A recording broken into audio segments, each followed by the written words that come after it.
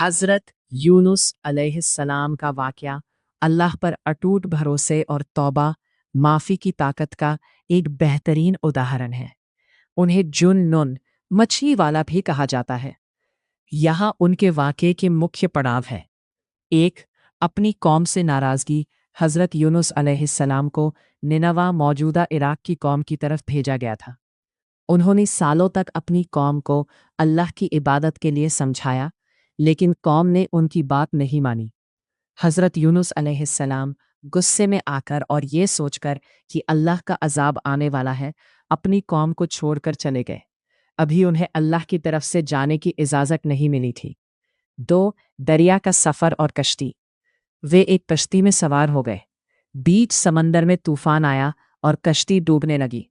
मल्लाहों ने कहा कि कश्ती का बोझ कम करना होगा और इसके लिए कुरा, पैसा, लॉटरी डाला गया।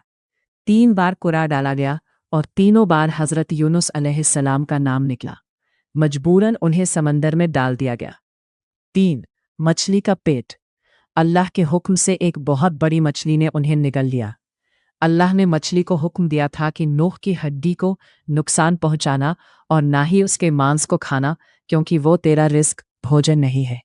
हज़रत यूनुस अलैहिस्सलाम कई दिनों तक, कुछ रिवायतों के अनुसार 3, 7 या 40 दिन मछली के पेट के अंधेरे में रहे। 4, वो मशहूर दुआ।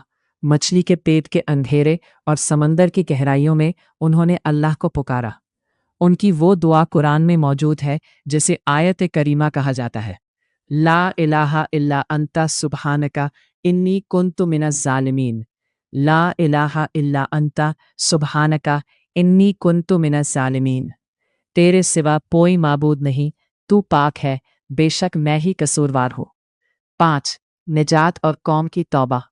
अल्लाह ने उनकी तौबा कबूल की और मछली ने उन्हें साहिल किनारे पर उगल दिया। वहाँ अल्लाह ने उनके साये के लिए कद्दू की बेल उगाई। दूसरी तरफ जब हज़रत यूनुस अलैहिस्सलाम अपनी कौम को छोड़कर आए थे, तो कौम को एहसास हुआ और पूरी कौम ने रो रो कर अल्लाह से तौबा की। इतिहास में ये इकलौती ऐसी कौम है जिसे अजाब की निशानियां देखकर भी अल्लाह ने तौबा करने पर माफ़ कर दिया। एक रूहानी तस्वीर। समंदर की लहरों के बीच एक विशाल मछली और उसके भीतर से उठती हुई एक नूरानी दुआ।